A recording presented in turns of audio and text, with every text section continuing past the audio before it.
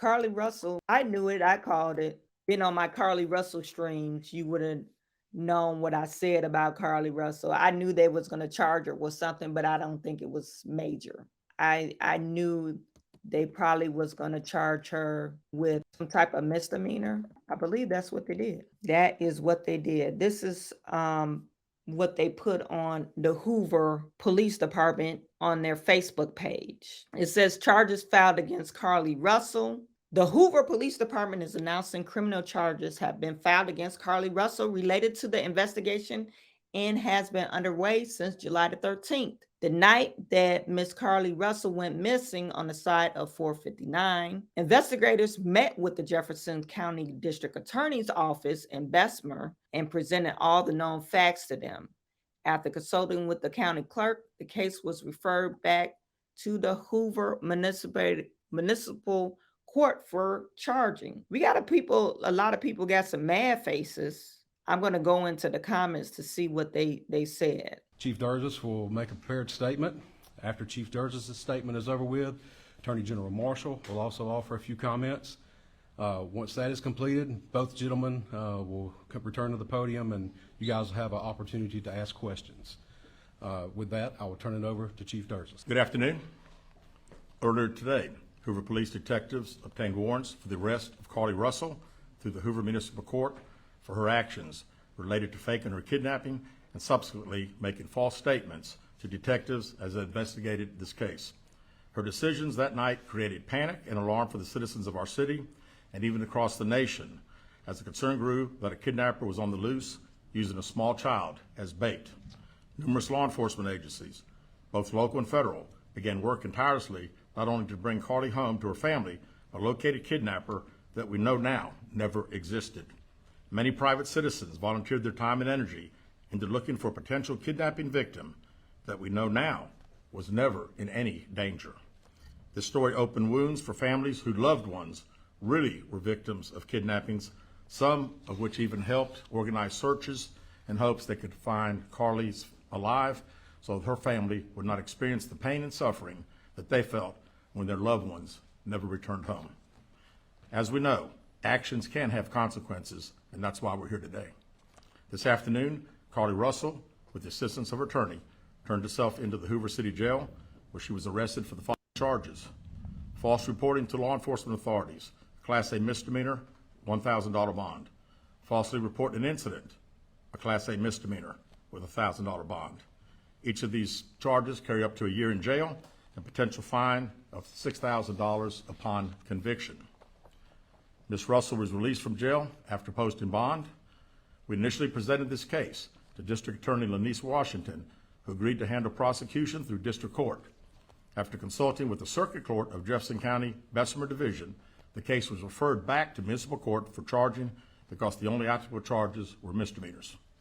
Judging from the amount of phone calls and emails that we've received from people all over the country, I know many are shocked and appalled that Ms. Russell is only being charged with 2 misdemeanors, despite all the panic and disruption her actions caused.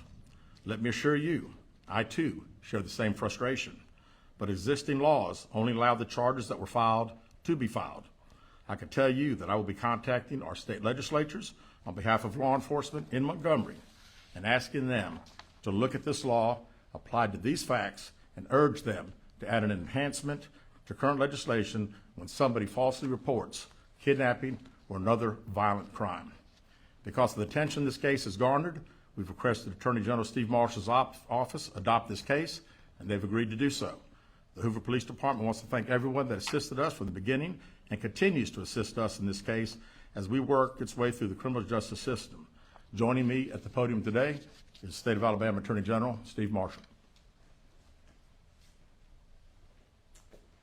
Thank you, Chief. Let me begin by commending Hoover Police Department Chief Durgis for his leadership in this investigation. Obviously, this captured many's attention as a result of not only the allegations themselves, but also the concern about a possible victim in being able to return her home. The work that was done by the Hoover Police Department was monumental in its lift, and the results of that work you are seeing come to fruition today with the charges that have been levied. I also want to commend the many other men and women of both state and federal law enforcement for their work collaboratively with the Hoover Police Department in assisting in this investigation. Chief, appreciate the opportunity to be able to partner with you in this prosecution. We will dedicate a team to be able to help the city of Hoover in handling these two individual charges and look forward to bringing this case to fruition. One thing I would add is that we don't see this as a victimless crime. There are significant hours spent, resources expended as a result of this investigation. And not only that, but the many men and women who are civilians that wore those yellow vests on a hot afternoon and evening looking for someone they thought was abducted, trying to be of assistance. We intend to fully prosecute this case and look forward to working with the Hoover Police Department moving forward. We also would tell you that we will continue to monitor this investigation to determine whether or not there are any additional charges that need to be brought, and we'll evaluate those as the facts are presented. Thank you. All right, at this time, we'll open the floor to questions. If you'll please raise your hand and identify yourself and your affiliation when I call on you. Dave. I'm CBS 42. This question for Mr. Attorney General. What is it about this case? To the level to where it was a case that you wanted to take on and be involved in? We handle cases across the state. We have jurisdiction throughout for both misdemeanors and felonies, and when Chief Durgis asked for our assistance, we were more than happy to be able to assist. Is it common for you all to be involved in misdemeanors like a case like this? It's not uncommon. Right here. Keith Mims, WAGG 610, 100.1 FM, Summit Media. Chief, this question is for you. Yes. What time was Carlee arrested with her attorney, and has she made bail? She has. She was processed in our facility within the past hour. Do you expect any charges to be forthcoming with her parents, or is this just all on Carlee at this point? At this point, and again, I think anything is, all as the Attorney General said, their team will also be searching through our files, and we'll find out what they say. Carol.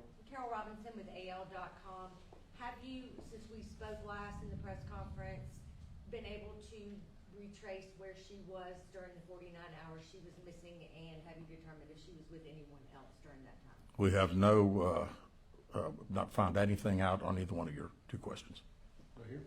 Valerie Bell, ABC 3340 News. Has there been any decision about a possible civil suit against Carlee and or her family? Also, what impact would this have on Hoover Police Department filing a suit have on the criminal case as well? Yeah, we have not discussed that. Of course, we talked about the hours of overtime and all the significant resources that we used. And we'll certainly be talking to the Attorney General's office about possibly getting some of those funds returned to us. Lisa Crane, WBTM 13. In an earlier press conference, you outlined some items she had taken from her employer. Any potential theft charges for that? Those would have taken place in another jurisdiction, so we would not have charges ourselves. Ashleen Robinson, WBRC. Chief, do you mind repeating those charges and fines one more time for us? Sure.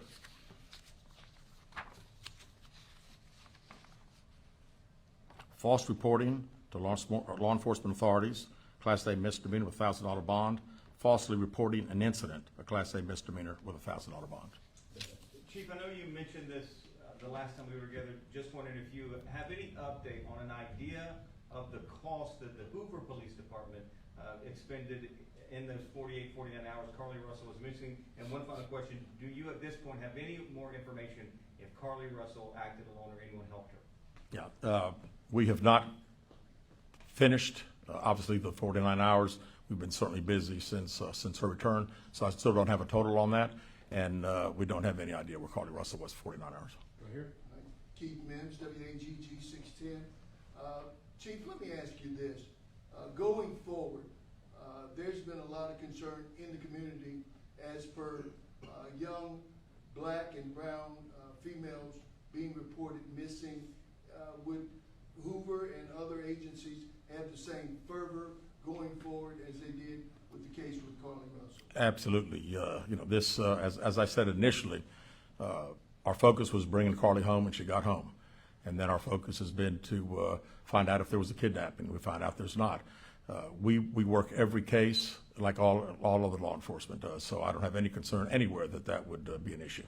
And can I echo what Chief said? I've been in law enforcement for 27 years. Yes, sir. law enforcement throughout this state.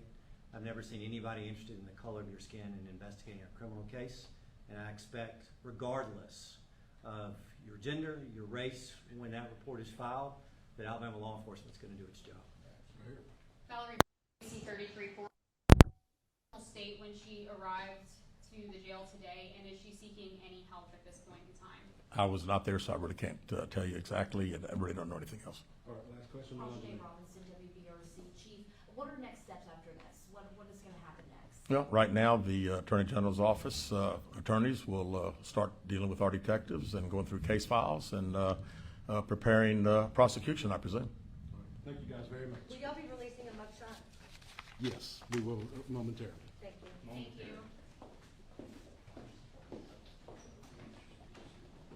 So Carlee Russell is being charged with 2 misdemeanors. 2 misdemeanors. Carlee Russell. And both of them had $1,000 bond to them. So she's not really being charged with nothing. This is her mugshot. She's smiling. She's like, okay, look at me. She's smiling. And she, you know, is home and probably doing whatever she's doing. Previously, I talked about Carlee Russell. I think she just came from a privileged background. She's one of those kids that probably spoiled. Her parents seem like she came from a well-to-do family.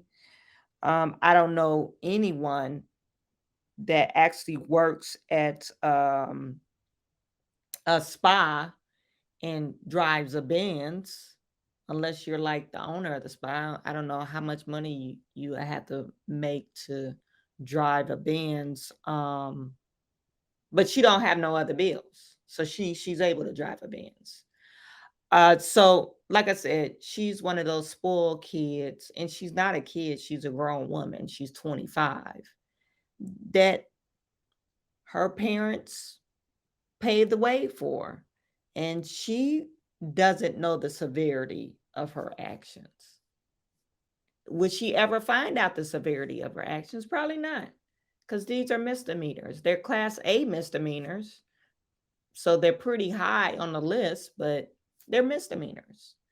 Now, one thing that the chief talked about, he said he's going to see if they're able to look into the specific law around this false reporting and see if they could get enhancement on the actual law. It won't affect her because they already charged her with it, but I guess for future cases, so people won't frivolously make false claims and waste all these resources. 49 hours of resources that was wasted to find this girl, and she couldn't be found. She probably was like in a hotel somewhere, so Carlee Russell, would she learn a lesson? No. I hope that they bring up civil suit just to teach her a lesson, but that probably won't happen either. One thing I would like to see in the future, if they're planning to charge the parents for anything, because did you actually know that your daughter, I don't think initially they knew, but I think as she returned home, I think they kind of knew what was going on. Okay, you made a false claim.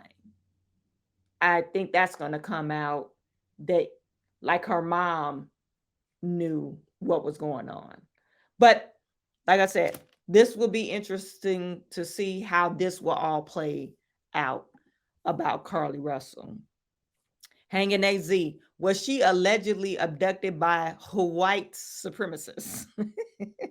No, well, she said a white man abducted her. Never heard that part of the story. Yeah, she claimed that a white guy abducted her and kept her in an 18-wheeler trailer with his some woman, but she said she never seen the woman.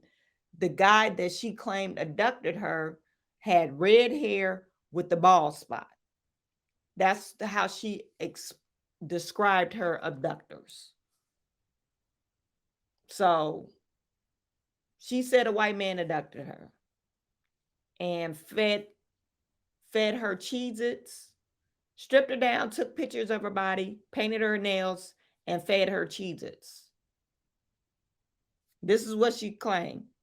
And people believe that. And everybody was like, oh my God, there's a white man out there abducting Black women and taking pictures of them and feeding them Cheez-Its. So this is what she claimed. First, but how did he get her? She said it was a baby on the side of the road just wearing a diaper.